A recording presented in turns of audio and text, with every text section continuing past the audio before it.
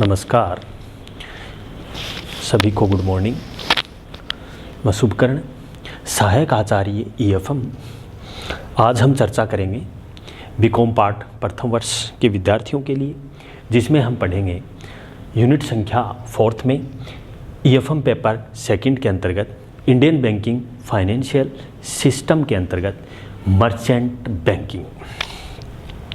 Merchant banking से संबंधित जो वीडियो हैं, पिछले वीडियो में हमने चर्चा की थी कि मर्चेंट बैंकिंग सेवाएं प्रदान करने वाली संस्थाएं कौन सी हैं या मर्चेंट बैंकिंग किसे कहते हैं।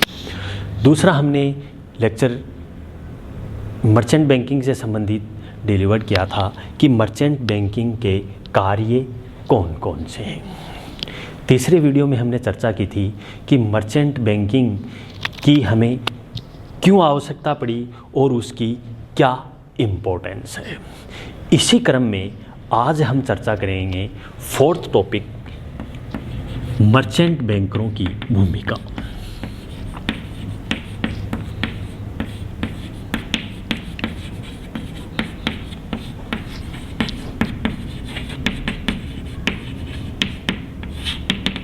Role of merchant bank.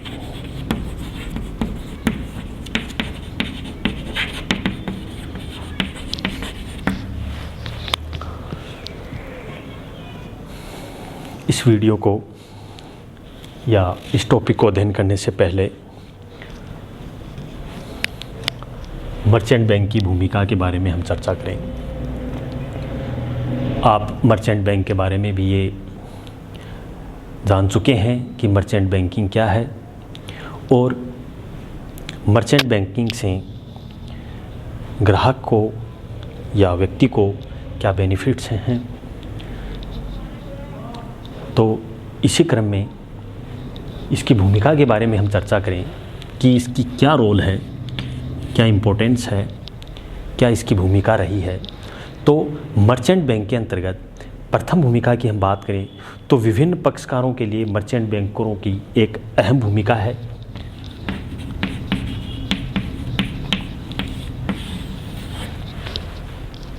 जिसमें प्रथम है एकल खिड़की सेवा।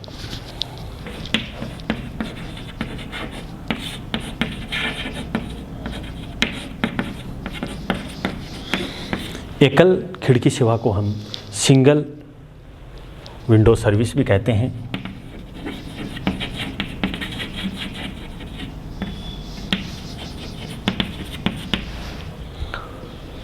एकल खिड़की सेवा के अंतर्गत हम बात करें कि मर्चेंट बैंकिंग या मर्चेंट बैंक अपनी सेवाएं एकमुश्त प्रदान करते हैं। किस प्रकार से? जिसमें सभी प्रकार के कार्यों के लिए एक अलग अलग स्टाफ की आवश्यकता होती है। मर्चेंट बैंक के स्टाफ को या स्टाफ का प्रत्येक व्यक्ति अपने अपने क्षेत्र में विशेषज्ञ होता है। मर्चेंट बैंकर इन विशेषज्ञों की सेवाएं स्वतंत्रता पूर्व लेता है। किसी कंपनी के पहले निर्गमन निकालने की कार्रवाई के दौरान कंपनी के इतिहास, उसके प्लांट और मशीनरी की क्षमता, संपत्तियां, उत्पादन प्रक्रिया, गोदाम, तैयार माल, विपणन, तकनीक, लेखा आदि की जानकारी विस्तृत छानबीन के आधार पर प्राप्त की जाती है। मर्चेंट बैंकर अपने स्टाफ की तकनीकी विशेषज्ञ, औद्योगिक सलाहकार, चार्टर्ड अकाउंटेंट से रिपोर्ट प्राप्त करना मर्चेंट बैंकिंग की एक रिपोर्ट तैयार कराने में अपनी महत्वपूर्ण भूमिका निभाते हैं। कंपनी को अपने व्यापार प्रबंधकगण, प्रतियोगी बाजार की स्थिति, कच्चे माल की स्थिति, कारखाने, बैलेंस शीट, लाभ, सीमा, कराधान, श्रमिकों की स्थिति और कच्चे माल, उत्पादन, विपणन, विज्ञापन आदि की जानकारी रखनी होती है। मर्चेंट बैंकर ऐसी सभी सूचनाएं एकत्रित करवाने के आधार पे एक रिपोर्ट तैयार करके या रिपोर्ट तैयार करवाने में सहायता प्रदान करते हैं। जिसमें ये जानकारी वित्त प्रदान करने वाली संस्थाएं बैंकों, सरकार, जनता के लिए उपयोगी हो सकती हैं। कंपनी अपने तैयार माल पर कच्चे माल की जमानत पर ऋण प्राप्त करना चाहती है। जब तक मर्चेंट बैंकर अपनी कंपनी गोदाम, प्लांट, मशीनरी व अन्य संपत्तियों के भौतिक सत्यापन पर रिपोर्ट तैयार करता है, मर्चेंट बैंकर स्वयं स्थल पर जाकर रिपोर्ट तैयार करवाते हैं और उसकी विश्वसनीयता बनी रहती है। तो इस प्रकार से एकल खिड़की सेवा में विभिन्न प्रकार के कार्य, मैंने जैसे आपको बताया, विभिन्न प्रकार की जो एक्टिविटीज़ हैं उनको संपादित करने होते हैं। दूसरा पॉइंट है नए निर्गमन के लिए फॉर न्यू इश्यू।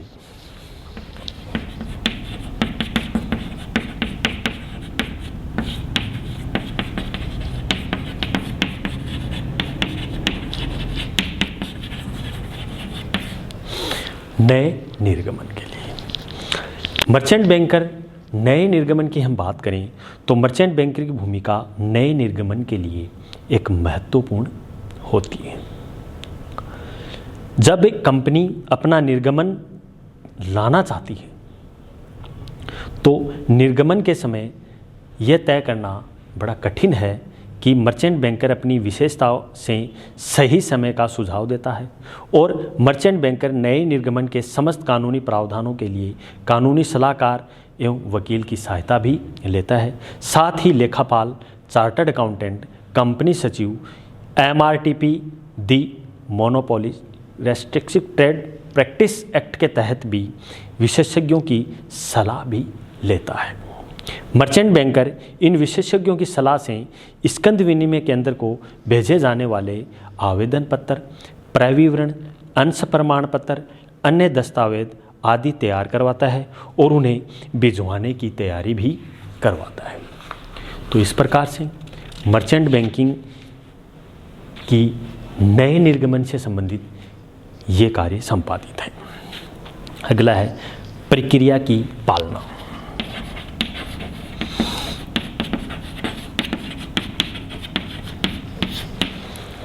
प्रक्रिया की पालना में फॉलो ऑफ प्रोसीजर,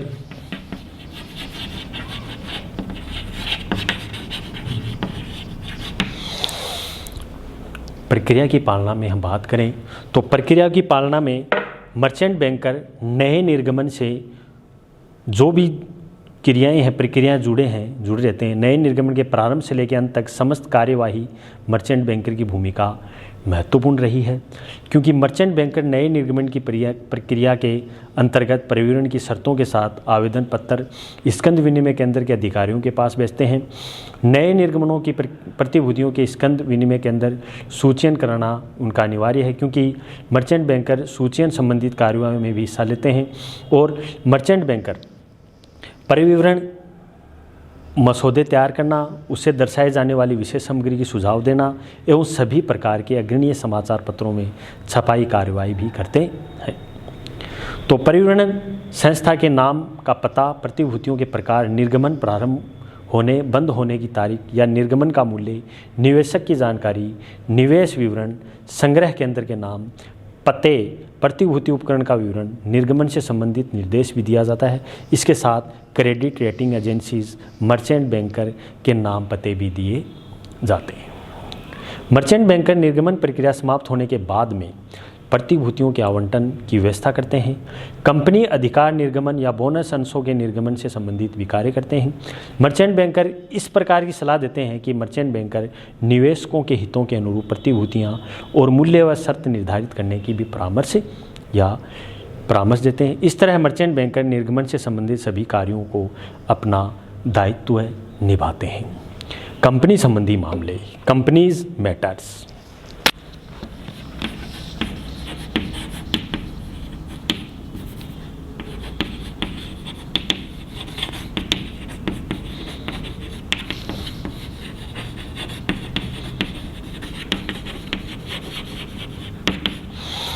कंपनी संबंधी मामले भी संपादित करने होते हैं। किस प्रकार से? कंपनी संबंधी मामलों में मर्चेंट बैंकर अपनी संबंधित मामलों की एक महत्वपूर्ण भूमिका का अदा करते हैं। कंपनियों के पुनर्गठन करना, उसका एकीकरण करना, उसको मर्ज करना, क्रय करना, चार्टर्ड अकाउंटेंट संबंधी कार्य आदि करने होते हैं। अगला है विभिन्न एजेंसियों के लिए डिफरेंस एजेंसियों का भी सहारा इसमें लिया जाता है, क्योंकि मर्चेंट बैंकर कंपनियों व अंशधारियों के बीच में एजेंसी संपर्क होते हैं, तो विभिन्न प्रकार की एजेंसियों के बीच में भी संबंध रहते हैं। विभिन्न प्रकार के एजेंसी संबंधी कार्य, विभिन्न प्रकार के एजेंसी संबंधित कार्यों को भी क्रियान्वित करना होता है, जिसमें मुख्यतया कंपनी व अंशधारियों के बीच में सभी एजेंसी के साथ संपर्क बनाए रखना, प्रतिभूतियों के निर्गमन के साथ प्रबंधक, निर्गमन रजिस्ट्रार, अभिगोपन, विज्ञापन एजेंसी, सरकारी एजेंसीज और स्कंद विनिमय के अंदर अधिकारी, वकील, स्टाफ, दलाल, उपदलाल आदि इसमें जुड़े हुए होते हैं। अगला प्रशासनिक कार्यों के लिए, प्रशासनिक कार्यों में भी इसकी अहम भूमिका होती है। छठी भूमिका की हम बात करें प्रशासनिक कार्यों की,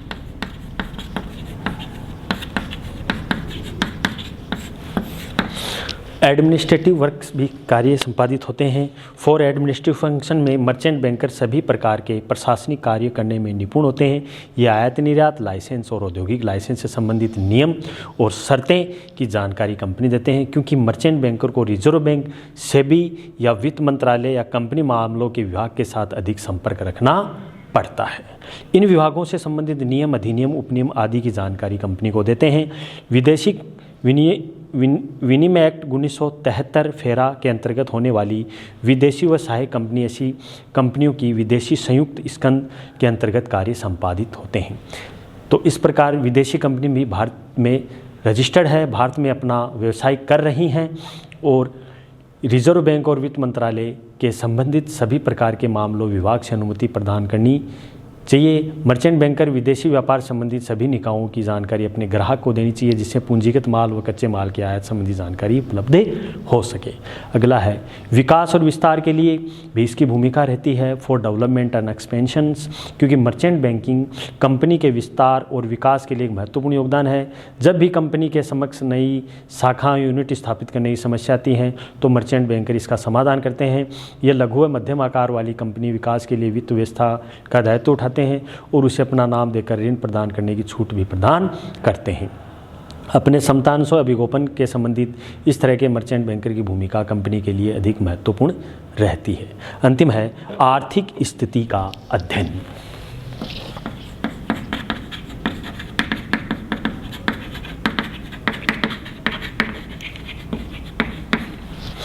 आर्थिक स्थिति के अध्ययन में भी इसकी अहम भूमिका है। किस प्रकार से स्टडी ऑफ इकोनॉमिक कंडीशन में, क्योंकि मर्चेंट बैंकर की भूमिका भी एक महत्वपूर्ण भूमिका हो गई है, क्योंकि मर्चेंट बैंकर कंपनी की आर्थिक स्थिति का अध्ययन करने के लिए कंपनी को सुझाव देते हैं। कंपनी के लाभ हानि खाते की स्थिति आदि का अध्ययन करने का निष्कर्ष निकालते हैं। कंपनी की व्यापार किस दशा की ओर जा रहा है या कंपनी के अंशों का मूल्यांकन करके अंशों के बाजार मूल्यों का भी सुझाव देते हैं, जिसमें कंपनी कोष प्रवाह विवरण और रोकड़ प्रवाह विवरण, आय, उपार्जन क्षमता, लाभांश आदि से संबंधित अध्ययन करके सतर्क भी रहती है।